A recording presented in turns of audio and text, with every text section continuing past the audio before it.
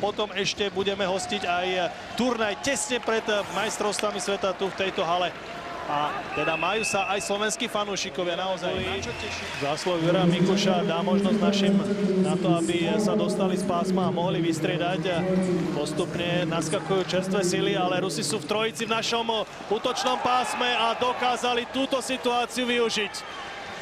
Veľmi zlé striedanie našich troch útočníkov, ktorí ako náhle sme dostali puk do stredného pásma, okamžite všetci traja išli striedať.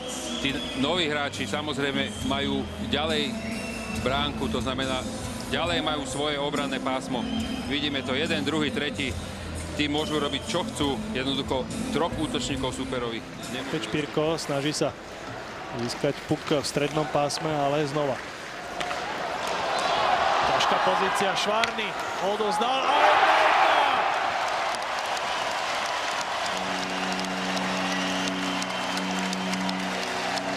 Slovensko vyrovnalo na 1-1 veľmi rýchlo. Získali sme puk v strednom pásme.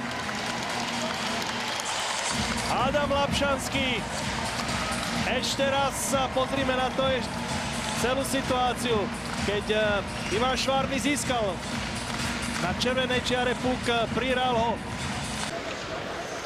Ale naši mali opäť veľkú príležitosť na to, aby skórovali. Teraz si však musia dať pozor. Janus zachránil, ale iba na chvíľočku, pretože puk sa dostal pred bránkovú čiaru. A myslím, že to bol Fyodor Malichin, ktorý dotlačil puk.